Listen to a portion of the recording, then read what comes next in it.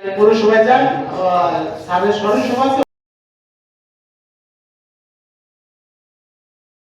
আমি চাই যে আরবি তর্জমা তারা যদি নামাজ পড়তেন, এবং সর্বশেষ যখন তার সাথে আমার কথা হলো, তিনি কোরআন ছিলেন, তার কথা তার আল্লাহ তাআলা আমাদেরকে হিদায়াত দান করুন।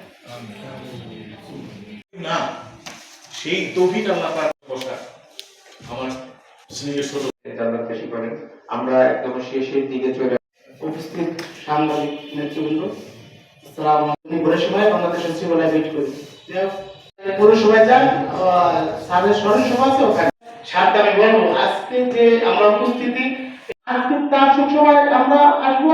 আগামী বলবো একটা মানুষ গরিমসি করে, সেই ক্ষেত্রে গুণ ছিল, কোনোদিনও কোনো 10 টাকা কম দিত।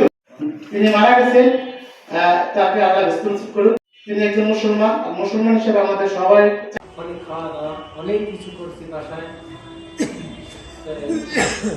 একটা জিনিস আমরা লেখালেখি, কিন্তু আমরা কিন্তু সাংবাদিকরা যখন অসহায় অবস্থা গেছেন আমাদের অত্যন্ত পরম শ্রদ্ধেয়। আমরা একটা কথা প্রসঙ্গে বলতেছিলাম যে টিআইবির সাথে আপনি আমরা থাকতেছি কেন।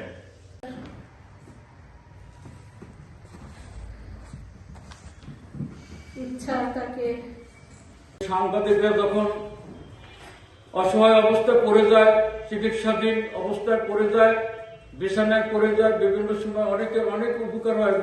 সেই সময়টা যদি একটু দেখা হয়, আর্থিকভাবে যদি প্রয়োজন হয় কিছু করার জন্য, কিন্তু সেটা করে না অনেক সাংবাদিক। এই কথাটা বেল্লা দেখবি গেছেন আমাদের অত্যন্ত পরম শ্রদ্ধেয়। অনেক গুণে গুণান্বিত, আমি সেগুলি বলবো না। তিনি চলে গেল, তার প্রতিটা কর্মময় জীবন, কর্মময় মুহূর্ত আমাদের মাঝে ঘুরে ফিরে বারবার সাড়া দিচ্ছে।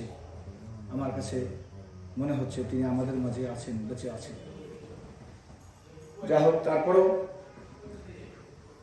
তার জন্য দোয়া করি এই কারণে, তিনি একজন সত্যিকার ভালো মানুষ ছিলেন, শিক্ষিত মানুষ ছিলেন, মানবতাবাদী একজন সাংবাদিক ছিলেন।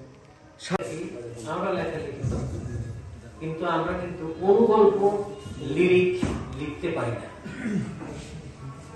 স্যারে কিন্তু এগুলো সৃষ্টি করে রেখে গেছেন, সেগুলো হয়তো সংরক্ষণ করবেন তার পরিবার, তার পরিবারের সকলেই এখানে আছেন, ছেলে মেয়ে, স্ত্রী, ভাবি, এবং তাদের সাথে আমার পারিবারিক পরিচয়, পারিবারিক ভাবে সম্পর্ক, যে এত গভীর সম্পর্ক আমার মনে হয় অনেকের সাথে ছিল না। আমরা একটা কথা প্রসঙ্গে বলতেছিলাম যে টিআইবির সাথে আপনি আমরা থাকতেছি কেন। তখন সিসির একটা মূল্যবান কথা বলতেছিল যে অনেক সংগঠনের সাথেই থাকি, টিআইবি খেদায় দিলেও থাকবো না, মাঝে মধ্যে মিটিংয়ে আসি না। টিম মিটিংয়ে না থাকলে একটা নিয়ম থাকে, কিন্তু এই বিষয়ে থাকে এই জন্য যে অবজেক্টিভটা ভালো আছে, উদ্দেশ্যটা ভালো আছে।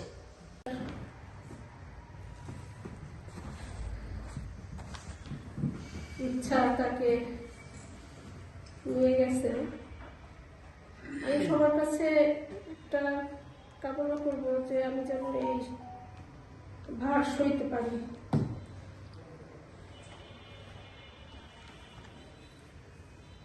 প্রায় এক মাসের বেশি সময় ধরে ইউনাইটেড হসপিটালে অসুস্থ ছিলেন। গত 16 ডিসেম্বর বাসায় তার হার্ট অ্যাটাক হয়, তারপরে তাকে ঢাকায় নিয়ে যাওয়া হয় এবং ওইখানে ইউনাইটেড হসপিটালের ডাক্তারের তত্ত্বাবধানে সে আগে থেকেই ছিল চিকিৎসাধীন। তারপরে থেকে অনেক চেষ্টা করেছে ডাক্তার। আমি মনে করি যে তার চিকিৎসার তেমন একটা ত্রুটি হয় না, কিন্তু তারপরে শেষ পর্যন্ত তাকে বাঁচানো যায়নি। এই দীর্ঘ চিকিৎসার সময় আমার পরিবারে আমার ছেলে মেয়ে, আমার মেয়ের জামাই, ছেলের বউ এবং সেই সাথে আমার সকল আত্মীয় স্বজন অনেক আমাকে আমার পাশে থেকে আমাকে সহযোগিতা করছে।